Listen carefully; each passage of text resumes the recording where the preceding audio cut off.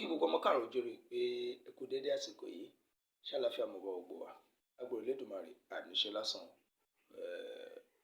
ilẹ̀ Yorùbá kò ní bàjẹ́ látìbọ̀ máa gòkè sí i. Kí ni tí mo fẹ́ kí kájọ wò lásìkò yìí? Mo fẹ́ ká mọ ìdí tó fi jẹ́ pé Al-Qur'an èdè Lárùbáwá ni Allah fi sọ̀kalẹ̀ ni ìmísí rẹ̀ fi dé fún Muhammad. Ọ̀rọ̀ yìí mo fi ń ṣe continuation ọ̀rọ̀ tá a ti ń bá bọ̀ nípa pé èdè Lárùbáwá kó jẹ́ fún èdè Lárùbáwá. Ẹ̀sìn Islam fúnra rẹ̀ ti Lárùbáwá ni, torí pé Al-Qur'an fúnra rẹ̀ jẹ́ kó yé wa wípé nínú Quran chapter 14 verse 4 láti kọ́kọ́ ka ọ̀rọ̀ yẹn wípé mi ò gbé òjíṣẹ́ kan dìde fún ìran kan àyàfi pẹ̀lú èdè ìran rẹ̀. That is to say, gbogbo ìran pátápátá lọ́lọ́run òjíṣẹ́ sí. Now ẹ jẹ́ ká jọ wáyà Quran yìí. Mo fẹ́ káyà Quran kan, Al-Qur'an lẹ́rí tó wà lọ́wọ́ mi. Mo fẹ́ ká jọ káyà Quran yìí. Bóyá àlàyé mi yóò tún lè yé wa. Quran tí Ọlọ́run tí àwọn Mùsùlùmí, Quran tá a ṣàgbà ọ̀rọ̀ Quran gbọ́. A dẹ̀ gba gbogbo tó wà nínú ẹ̀ la gbàgbọ́. Allah sọ nínú Al-Qur'an, Quran Suratu Yunus, Quran chapter 10 verse 47. Ẹ gbọ́ àyà yìí. Bismillahirrahmanirrahim. Ó ní wa likulli ummatin rasulan fa idha jaa rasuluhum qudiya baynahum bil qisti wa hum la yuzlamun. Kí lọ̀rọ̀ yìí sọ? Allah sọ nínú àyà yìí ní chapter yìí, Suratu Yunus, Quran chapter 10 verse 47. Ó ní wa likulli ummatin, àti pé gbogbo ìjọ pátá, wa likulli ummatin, gbogbo ìjọ,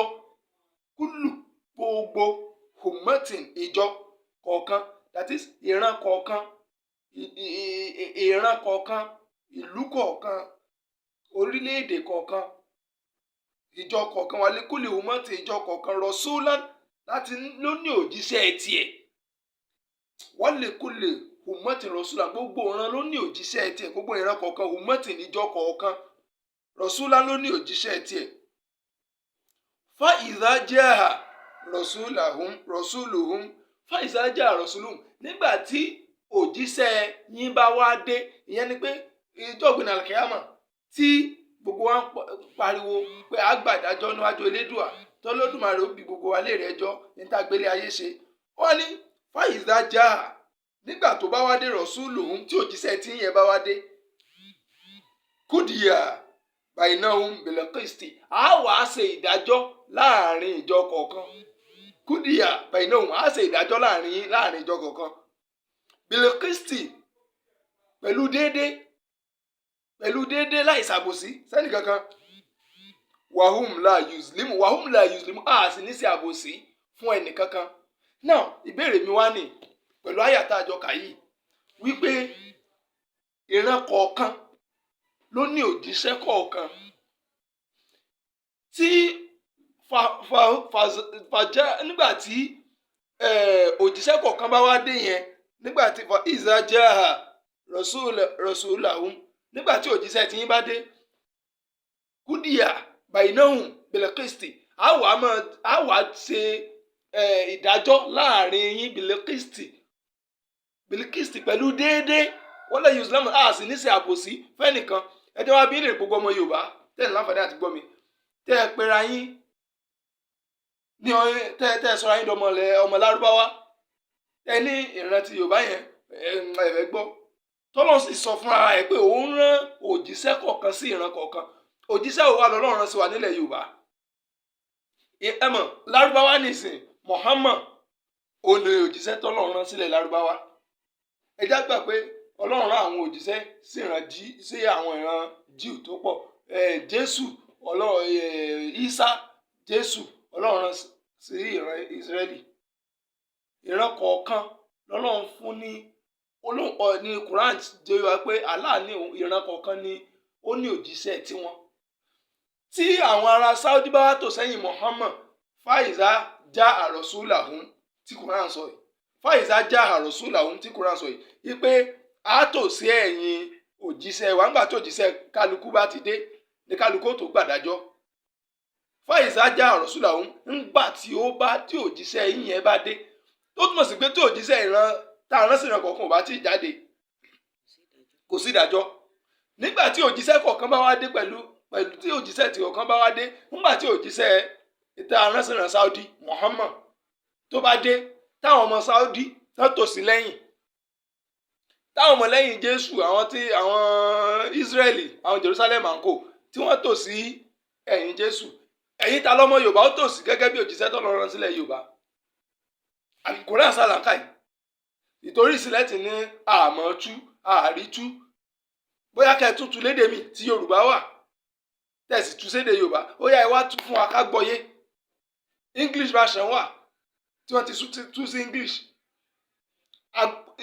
tí n bá tú tó wáyé pé tí mo ra tú yẹn pé Ọlọ́run ní ìran kọ̀ọ̀kan ló ti ní òjíṣẹ́ kọ̀ọ̀kan fàyèsá jáà rọ̀ṣúlàhùn nígbà tí òjíṣẹ́ yín bá wá dé kúdì àbàyí náà hùn á mọ̀ ṣe ìdájọ́ bàyí náà hùn láàrin yín bẹ̀lẹ̀ Kristi pẹ̀lú déédéé wọ́lẹ̀ yusulẹ́mù tá a sì ní sábòsí fẹ́ nìkankan tó bá wá díjọ́ ọ̀dájọ́ ọ̀sẹ̀ tí Ọlọ́run á ní ó yá ìran Yorùbá òjíṣẹ́ yín dà tá la fẹ́ tò sí lẹ́yìn ẹ jẹ́ fún ọ̀rọ̀ làkàyè gbogbo ìran Yorùbá ẹ̀yìn Ọ̀rúnmìlà ní gbogbo ọ́ tò sí Ọ̀rúnmìlà ní òjíṣẹ́ tẹ́lẹ̀dùmarè rán sí ìran Yorùbá pẹ̀lú kíni pẹ̀lú èdè Yorùbá gẹ́gẹ́ bó ṣe sọ nínú Al-Quran ní Quran chapter 14 verse 4 pé mi ò rán òjíṣẹ́ kan sí ìran kan àyàfi pẹ̀lú èdè baba ńlá wọn àyàfi pẹ̀lú èdè ìran wọn ẹni tọ́lọ́run wá rán sí ìran Yorùbá pẹ̀lú èdè Yorùbá ó ní Ọ̀rúnmìlà bá ní Agbọ́nirègún bàbá kúkúrú òkè gẹ̀tì òun lélẹ́dùmarè rán sí ìran Yorùbá pẹ̀lú èdè Yorùbá láti lè wá ṣàlàyé fún wa ta ní ń jẹ́ Ọlọ́run ta ní ń jẹ́ Olódùmarè bó o láṣẹ máa sìn bó o láṣẹ máa rìn. Bàbá yìí Ọ̀rúnmìlà Agbọ́nirègún lélẹ́dùmarè rán sí ìran Yorùbá pẹ̀lú ohun Ifá yẹn ló represent Quran tilẹ̀ Yorùbá àwọn Lárúbáwá àwọn ni wọ́n ní tiwọn àwọn British wọ́n ní tiwọn gbogbo ìran lélẹ́dùmarè ti rán òjíṣẹ́ sí gẹ́gẹ́ bí Quran ṣe sọ. Ayé èyí tá tún wá ka yìí nìsín ó tún wá fi ìdí ẹ̀ múlẹ̀ wípé ìran kọ̀ọ̀kan ló ní òjíṣẹ́ tiwọn. Ibi tí mo wá ń lọ bẹ̀ gangan ni pé tí òjíṣẹ́ yẹn bá wá dé ìyẹn ni pé gbàtà bá fẹ́ gbàdájọ́ fàyíṣà já àròsùlàhùn tí òjíṣẹ́ yẹn bá wá dé ìyẹn níjọ́ ìdájọ́ kúdìyàbá iná á wá ṣe ìdájọ́ láàrin yín bíi Kristi pẹ̀lú déédéé wọ́lẹ̀ yusulámù láì ṣàbòsí fẹ́ nìkankan. Muhammadu làwọn ọmọ Yorùbá. tí ó bá dijọ́ náà tí Muhammad bá jáde tán ní ó yá ìwọ Muhammad àwọn tá a rán sídà àwọn èèyàn ẹ̀dà tí gbogbo àwọn Lárúbáwá bá jáde tí wọ́n Yorùbá bá jáde tí wọ́n ta ni ìran wo ló ti wá ìran Yorùbá lè mi èmi ò mọ̀ rí ọmọ àlè Saudi nù. ẹ sì ní Lárúbáwá lọ́wọ́ fi dájọ́ èmi ò mọ̀ rí o ànábì Muhammad sọ fún mi pé ọmọ ìran tó rán mi sí pẹ̀lú èdè mi àwọn ní ìwọ tó bá jọmọ Yorùbá ó ti fẹ́ẹ̀lì nù kò sẹ́yìn ẹni tó tò sínú gbogbo àwọn tá a jọmọ kọ Yorùbá tá a gbà lọ́wọ́lọ́wọ́ báyìí á wà lẹ́yìn Ọ̀rúnmìlà á tò sẹ́yìn Ọ̀rúnmìlà ẹjọ́ dijọ́ náà Ọlọ́run mọ̀ ṣègbè wa ní adọ́run mòótọ́ ẹ jẹ́ ká ṣí ọpọlọ wa láti gbọ́ àgbọ́yé láti mọ ntí Elédùmarè fẹ́ látọ̀dọ̀ wa gbogbo ń tá a fi ṣẹlé ayé wa gbogbo ń tá a fi jọ́sìn fún Ọlọ́run fúnra rẹ̀ l'Elédùmarè fún wa nílẹ̀ Yorùbá ẹ lè bi ọmọ Yorùbá kan léèrè oníṣẹ̀ṣe kan ẹ lè bi ẹyọ kan léèrè nínú wọn àbí ọlọ́ṣun ni o oníkìní kan ni o ẹ lè bi ọmọ Yorùbá kan léèrè tó di oníṣẹ̀ṣe kó wá sọ fún yín pé Ògún Ṣàngó Ọya gbogbo àwọn tẹ́ kó wá pè wọ́n ní Ọlọ́run ẹ lè gbọ́ láyé nínú ìran tó respect Olódùmarè jù tó respect Ọlọ́run jù láyé ìran Yorùbá ni ẹ jẹ́ ká rí Ọlọ́run from our own cultural value tẹ́lẹ̀dùmarè fúnra rẹ̀ fún wa. Elédùmarè ló dá wa ní Yorùbá ó ti fún wa ní táàfì jọ́sìn fún ó ti fún wa ní táàfì jẹ́ èèyàn ó ti fún wa ní bá ṣe lo ìgbésí ayé wa gẹ́gẹ́ bí ọmọ Yorùbá Elédùmarè ti fún wa ní ohun gbogbo. Níta nílẹ̀ Yorùbá Saudi ò ní níta nílẹ̀ Yorùbá Dubai ò ní níta nílẹ̀ Yorùbá Amẹ́ríkà ò ní wọ́n ló dé tí à ń jẹ wá gbogbo tí a lè fi ṣe ìṣẹ̀mí ayé wa pátápátá ló wà nílẹ̀ Yorùbá lọ́ṣun wọ́n ń wa gold lọ́ṣun ṣé abẹ́ sọ wípé ẹni àwọn tí níbi tọ́nà ti fún wọn ní gold wọn ò wá ní làákàyè tí wọ́n fi lè sọ gold un tí wọ́n fi lè sọ di nǹkan ni. àmọ́ kí ló fẹ́ akàn ń wa gold lásán wọ́n ń tà sókè òkun làákàyè títí wa àárí lò síbi tá a ti lè fi develop gold yẹn sí nǹkan àárí lò síbi tá a ti lè fi develop iron sí nǹkan àwọn à ń lò síbi pé ká mọ jàjà pé Muhammad àti Abubakar ló wà nù kòtò Muhammad àti inú akínní kan ló wà nù kòtò sórí wa ò pé ni. ẹ wo ní sẹ́nu Ramadan níbi tí problem dé dó ní country tó jẹ́ pé wàhálà bá everybody ní country táwọn òbí orílẹ̀-èdè ó ṣe dá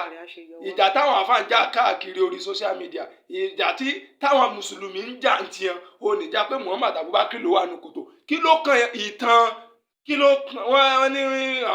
wọ́n pòwe kan kí ló kan kí bóun ó ṣe pín tajà tí ó kan lè mọ́mú ẹ̀yin náà dẹ̀ mọ́ pa pé bóun ó ṣe pín tajà tí ó kan lè mọ́mú kí ló kan ọmọ Yorùbá pẹ̀lú ìtàn Lárúbáwá tẹ́ẹ̀ fi wá ń jà lórí pé Muhammad Abubakar ló wà nù kòtò Muhammad àti Noah ló wà nù kòtò tí kì í bá ṣe pé a nírònú láti lè wo báwa gan ṣe kíni bá ṣe tẹ̀síwájú as a nation. ẹ jẹ́ ká ronú nípa àyà Kùránì tí mo kà yìí gbogbo wa pátá táwọn láǹfààní àti gbọ́ mi ẹ lọ gbé Kùránì ẹ wá lọ ka àyà yìí ẹ wá kà ní àkàtúnkà pẹ̀lú pure heart pẹ̀lú ọkàn tó mọ́ kẹsọkàn ẹ má lu ọkàn àbòsí bẹ́ẹ̀ sì ń ṣépè ara yín lẹ ń gbé ṣépè torí ẹ ní wá fact ẹ ní gbọ́yé èpè lẹ́mọ̀ọ́sẹ́ kàkà kẹ́ mú proof wá èpè lẹ́mọ̀ọ́sẹ́ tó bá jẹ́ pé tí mo kà yìí kò rí bẹ́ẹ̀ ó yá ẹ sọ ẹ jẹ́ ká mọ̀ pé kò rí bẹ́ẹ̀ ẹ dìbọn kẹ̀kẹ́ sọ pé kò rí bẹ́ẹ̀ ní àyà tí mo kà yìí wípé Ọlọ́run ní gbogbo ìran kọ̀ọ̀kan wálé kúlẹ̀ hùmọ́tì ìjọ gbogbo ìran kọ̀ọ̀kan ìjọ kọ̀ọ̀kan rọ̀ṣúlá ló ní òjíṣẹ́ tiwọn wá ìzá jẹ́ àrọ̀ṣúlà hún nígbà tí òjíṣẹ́ yín yẹn bá wá dé kúdì àbàyìnáhùn bìlìkìstì á ṣe ìdájọ́ láàrin yín bìlìkìstì pẹ̀lú kíni pẹ̀lú déédéé wálé ìsìlámù á sì ní ṣe àbòsí fẹ́ni kankan tó bá tẹ́ pé irọ́ ni ọ̀ya ẹ̀dìbọ̀nkẹ́. ọ̀pọ̀lọpọ̀ ọdún sẹ́yìn àwọn baba ńlá wa ní àwọn òyìnbó aláwọ̀ funfun fi tipátìkúùkù mú lẹ́rú tí wọ́n sì ṣe wọ́n bọ́sẹ̀ ṣe ṣojú tí wọ́n ṣe wọ́n ṣèbáṣebò wọ́n pa ọ̀pọ̀lọpọ̀ wọn nípakúpa bẹ́ẹ̀ ọ̀pọ̀ àwọn ìyálà wa ni wọ́n fi tipátìkúùkù bá ní àjọṣepọ̀ wọ́n gba ìròrí wọn wọ́n gba èdè wọn wọ́n gba orúkọ wọn wọ́n gba ìtàn wọn wọ́n gba ìjọmọlúàbí wọn bẹ́ẹ̀ wọ́n tún rán wọn nírìn àjò àlọ́ọ̀dé léyìí tí wọn kò lè rán ọmọ tiwọn abálájọ tí Ọ̀rúnmìlà fi ní ọmọ ọlọ́mọ là ń ránṣẹ́ dé tòrutòru ẹ tẹ̀lé mi ká lọ bí màá ṣe máa tú àwọn àṣírí èyí tó tóbi nípa ọ̀nà tí àwọn ọ̀dájú yìí gbà láti kó àwọn baba ńlá wa lẹ́rú tí wọ́n sì tún fi ẹ̀sìn rọ́pò fún wa láti má lè kúrò lóko ẹrú títí láéláé ẹ tẹ̀lé mi lórí ìwádìí ìjìnlẹ̀ èyí tí a pè ní ìrìn àjò àrèmábọ̀ the journey of no return